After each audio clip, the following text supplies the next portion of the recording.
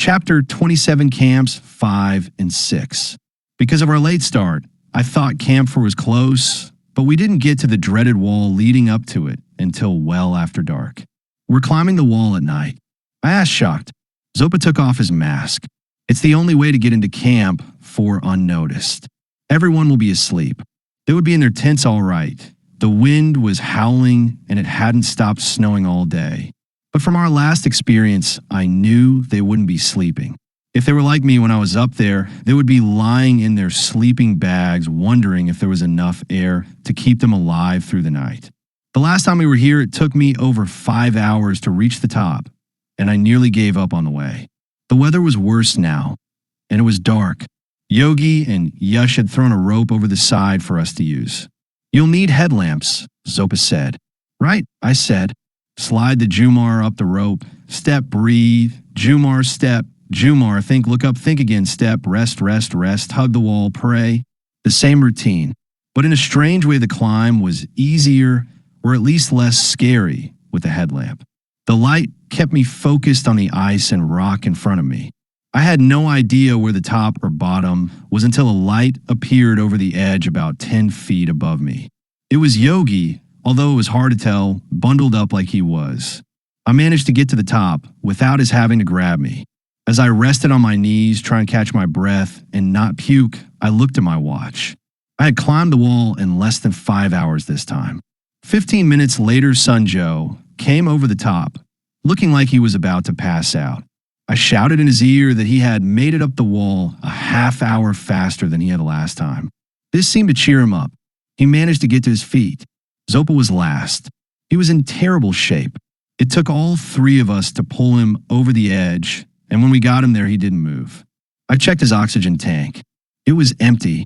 Yogi hurried off and came back with a fresh tank and Yash. They got the O flowing and carried Zopa to their tent. After an hour or so, he recovered enough to open his eyes and drink something. A few minutes later, he asked the brothers if they had heard anything from Josh. The Chinese soldier climbers had reached ABC that afternoon and were planning on staying there a day or two before climbing to Camp 4. They had checked everyone's papers and searched all the tents. The climbers at ABC said the soldiers were in great shape and had made terrific time. There was no doubt they were going to try for the summit. This seemed like the worst possible news, but Zopa didn't seem at all disturbed by it. "You will be a day ahead of them. Tonight and tomorrow you will rest. The following morning, before light, you'll climb to Camp 5. What about you?" Sunjo asked. "Do you really think they're going to be worried about a sick old monk when they get up here? If they really are such good climbers, the soldiers will all want to try for the summit. Which of them will stay behind to escort the old man down the mountain?" He gave a wheezy laugh. "By the time they get back here, I will be gone. Why can't we just go up to Camp 5 when it gets light?" I asked. "We'll be just that much farther ahead of the soldiers." "There will be a storm in a few hours," Zopa answered. "Tomorrow morning is your window." The storm hit US mid-morning. If we had left when I wanted, we would have been about halfway to Camp 5, and we would have died along with the 3 climbers who did leave that morning.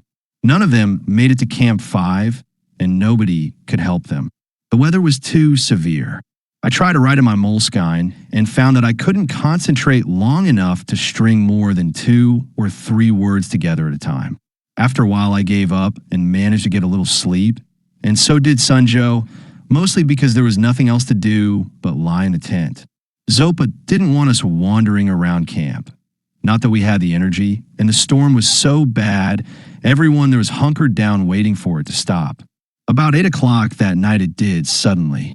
One moment the wind and snow were threatening to blow our tent away. The next moment it was perfectly calm. I stuck my head outside the tent, along with everyone else in camp, and saw a perfectly clear sky overhead scattered with bright stars. Yash left for Camp 5 3 hours ahead of us to get the camp ready. Yogi stuck his head into our tent an hour before we were to leave and told us to pack our gear. We weren't taking much with us. Most of what we needed would be waiting for us at Camp 5. Yogi and Yash had hauled it up the last time we were at Camp 4. Before we took off, we checked in with Zopa. He was sitting up drinking a mug of tea. He was off the O, and some of the color had returned to his face, but he still looked pretty weak. Speed is everything now. If you stay in a death zone too long, you will die. If you don't reach the summit by 1:35 p.m. the day you leave Camp 6, I have asked Yogi and Yash to turn you around. It is better to get caught by the Chinese than it is to die on the mountain. This seemed to contradict his plan to get Sunjo over the top to safety, but he was right. From Camp 6, you have to reach the summit and return in about 18 hours. Oxygen or not, there was a limit to how long you could survive above Camp 6. If we made the summit, we would have to reach the top camp on the other side in 18 hours. Have Yogi and Yash been to the summit? I asked. It had been a question on my mind since Zopa had announced he wasn't taking us there himself. Of course, Zopa said. 3 times. Good, I said. Does Josh know you're not coming with us? Zopa shook his head, then gave us a blessing and said, I'll see you both in Kathmandu. Now go. It was clear and bitterly cold as we left the dark camp and started up the north ridge to the summit. It was hard to keep my excitement in check. A night at Camp 5, a night at Camp 6, then the top of the world. It was more of a forced march to Camp 5 than a climb. We hooked onto a series of fixed ropes. Yogi set the pace. I tried a regime of 12 steps, a minute of gasping to recover, then another 12 steps. After an hour, it was down to about 8 steps, and I'm not sure how many minutes to recover.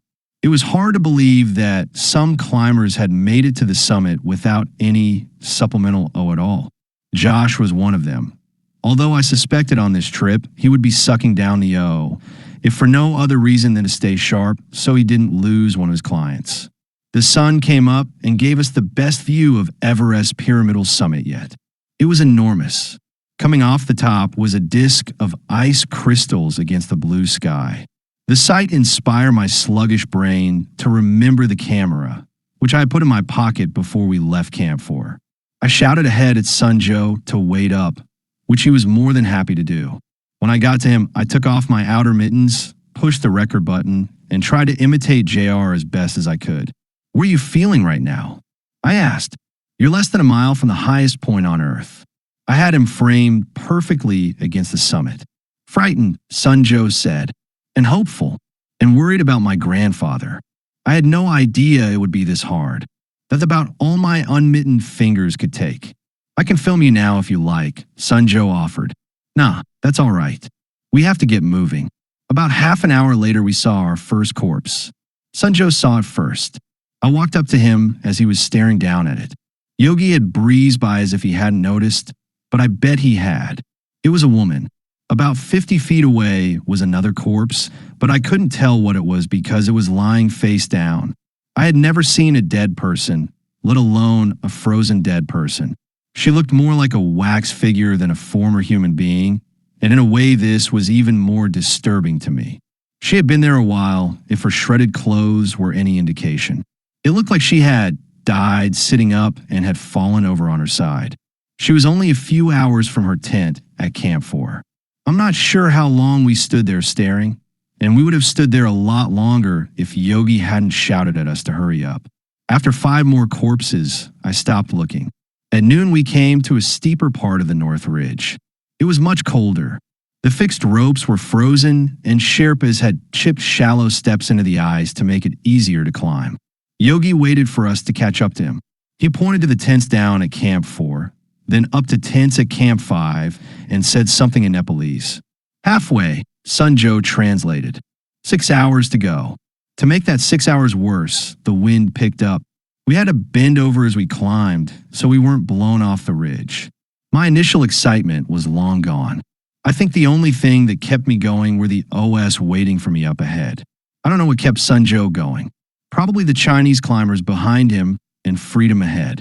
We got to Camp 5 a little before 7, 25,196 feet.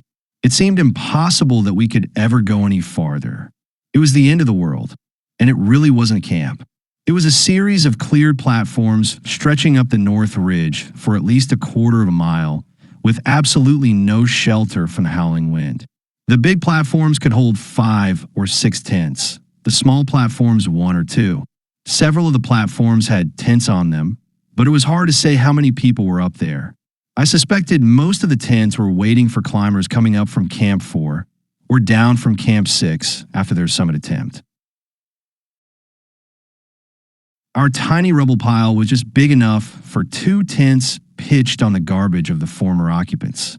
Yash had water boiling for tea, but what I was interested in was the mask strapped to his face, pumping Osinto his lungs. He was moving twice as fast as we were. I grabbed a tank from the pile, pulled the mask out of my pack, hooked it up, and stuck my face in it.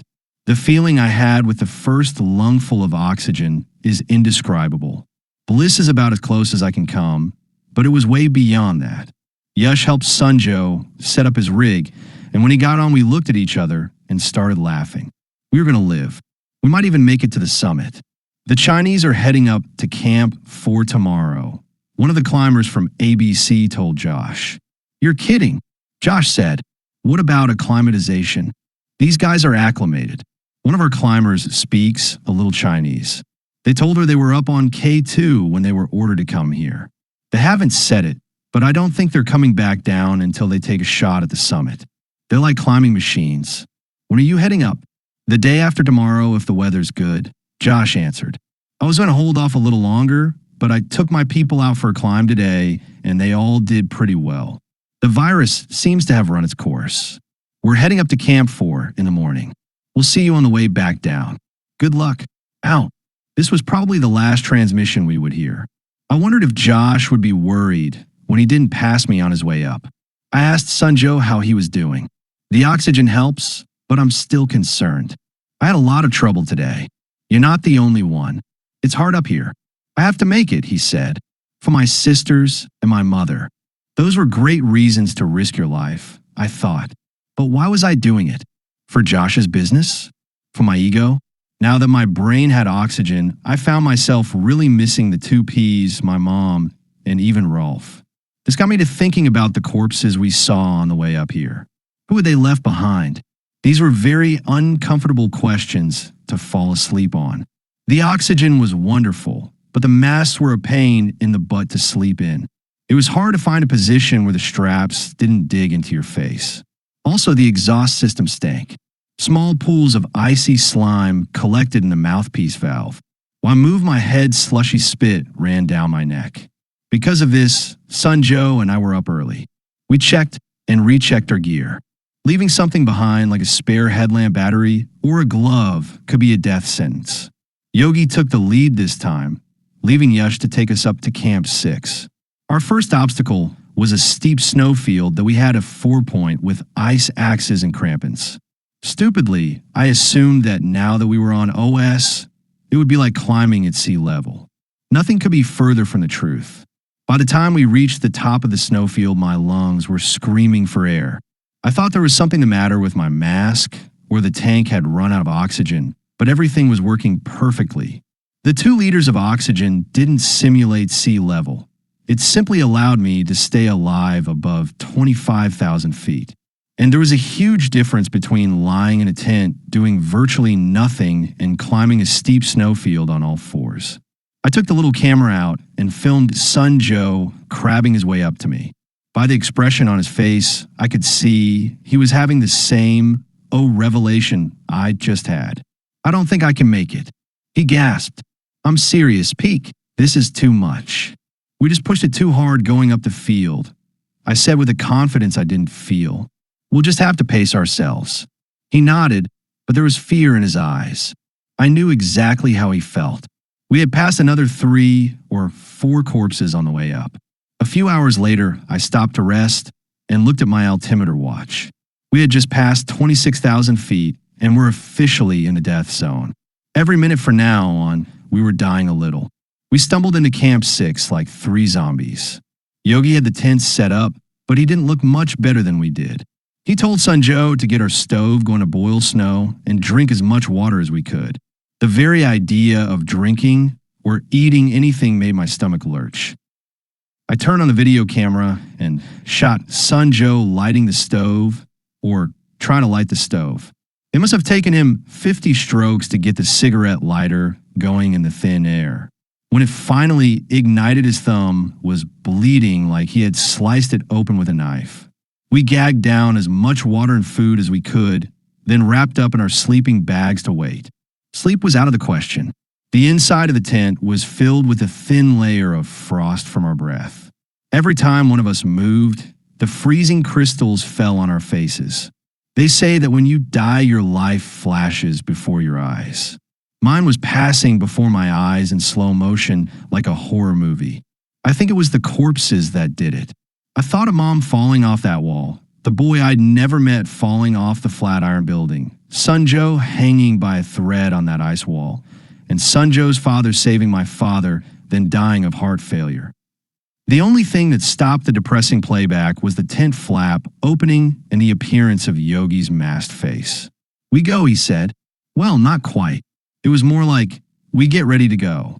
They made us drink more water, then told us to do our toilet, which is a lot easier said than done at 30 degrees below zero. 2 hours later, we were ready. We left for the summit of Mount Everest. I looked at my watch. It was 1:35 a.m. We had 12 hours to get there.